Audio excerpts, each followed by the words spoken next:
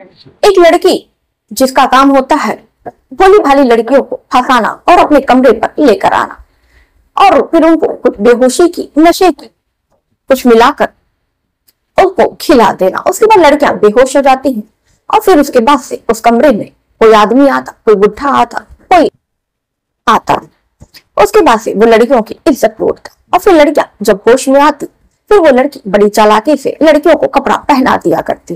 लेकिन लड़कियां परेशान हो गई थी, उन्हें लगता है कि उनके साथ कुछ ना कुछ हुआ जरूर है।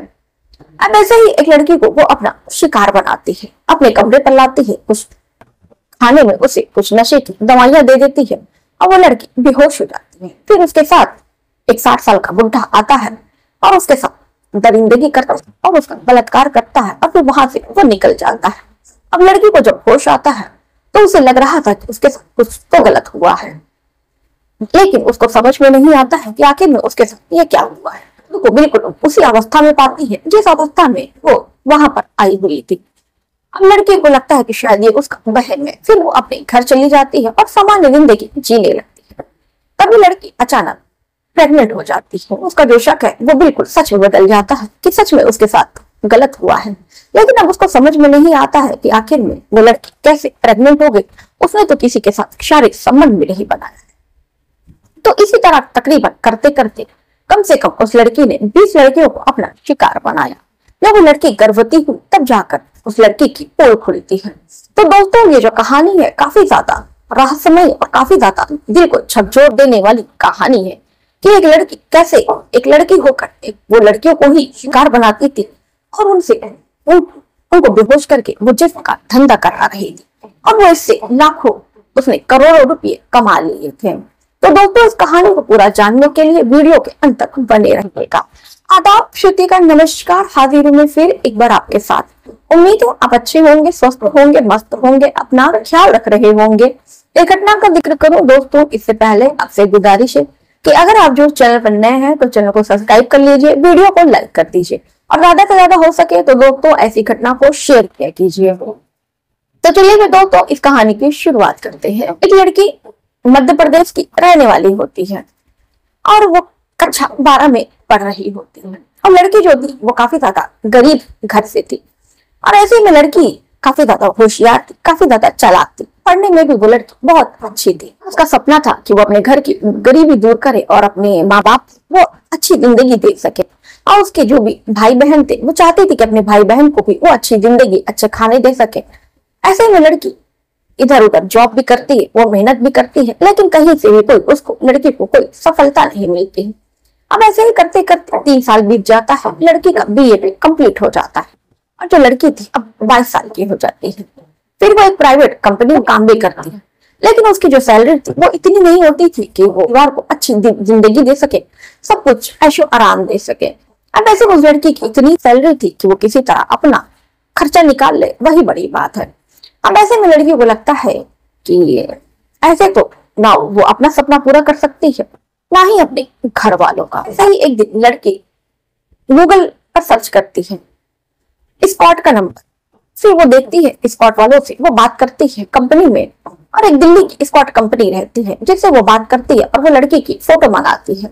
लड़की दिखने में बेहद खूबसूरत थी, अच्छी थी, मासूम थी, 22 साल की उम्र थी। स्कॉट कंपनी वाले उस लड़की को चुन लेते हैं और कहते हैं कि हम तुम्हें जब भी बुलाएंगे तुम्हें कस्टमर को अटेंड करना होगा और तुम्हें उसके बदले में हम जो भी कस्टमर से 10,000 या 15,000 रुपए लेंगे तो उसका तुम्हें 50% पैसा तुम्हें मिलेगा।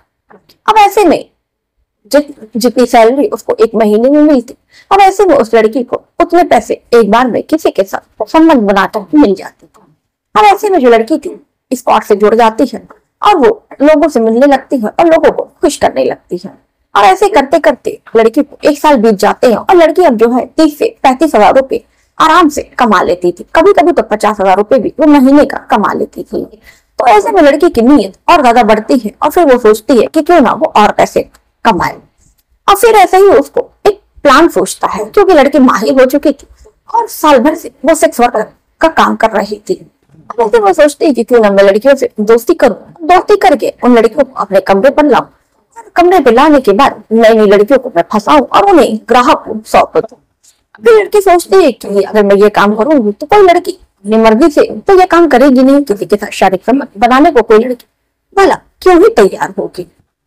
तो लड़के के दिमाग में एक प्लान आता है कि क्यों ना वो एक ऐसी जगह अपना फ्लैट ले जहां कोई बहुत ज्यादा अब किसी का आना जाना और किसी का कोई हस्तक्षेप ना हो, इंटरफेयर ना हो।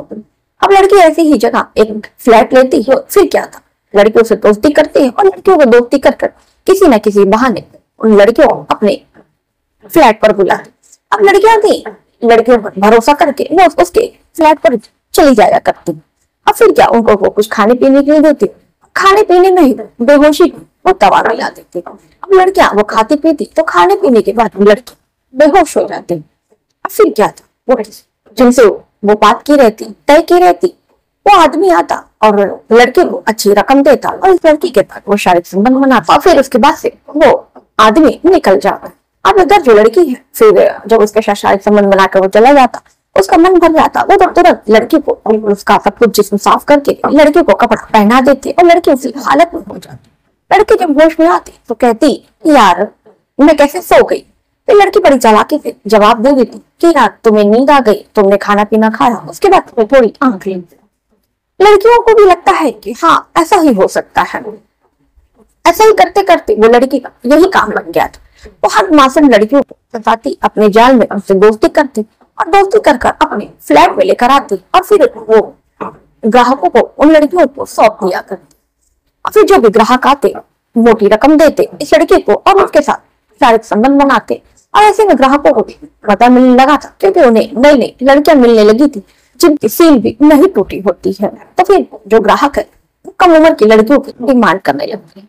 यानी कि जो ग्राहक होते हैं वो भी एक तरह के हैवान ही थे। वो चाहते हैं कि लड़की उनको सौंपे जिसकी उम्र 16 से 17 साल हो, यानी नाबालिग लड़की। अब जो लड़के रहती है नाबालिग बच्चियों को अपना शिकार बनाने लगती है।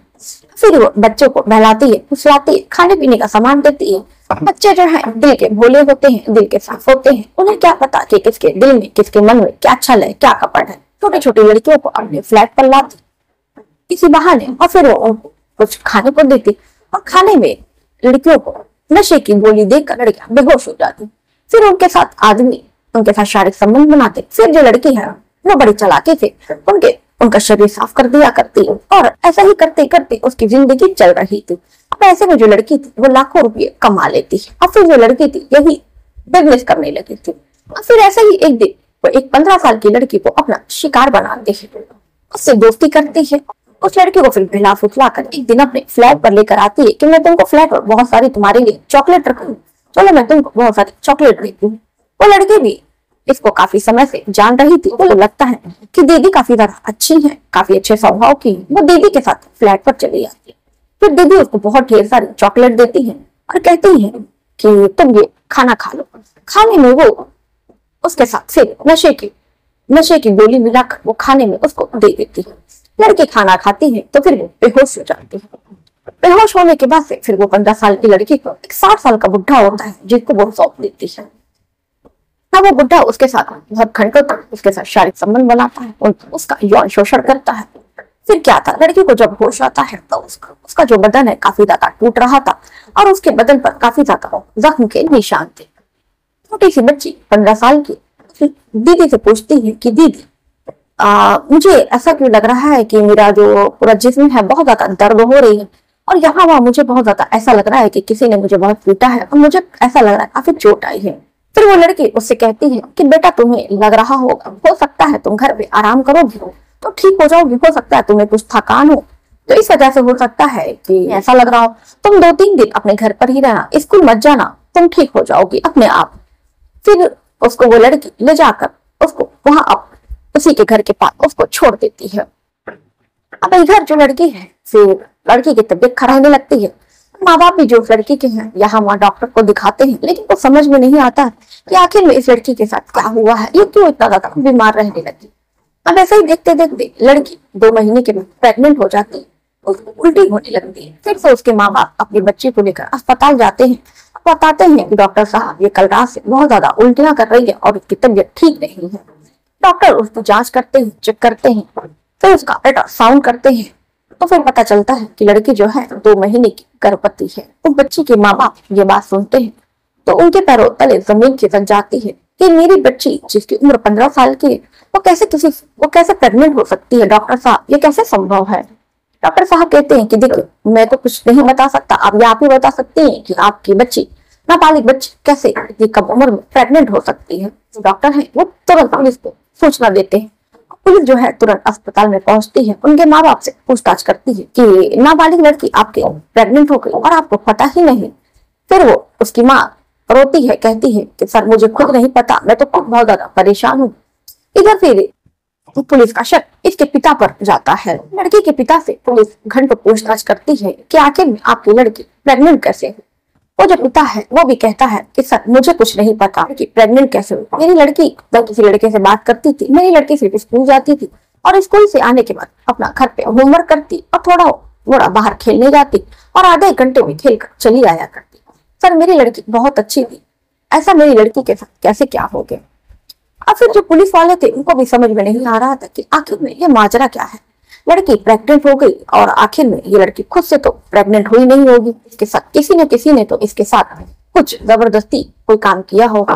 अब फिर पुलिस वालों का शक लड़के के स्कूल वालों पर जाता है। बच्ची के स्कूल में पहुंचते हैं और स्कूल वाले से पूछताछ करते हैं, वहां पर भी उनको कुछ पता नहीं चल पाता है।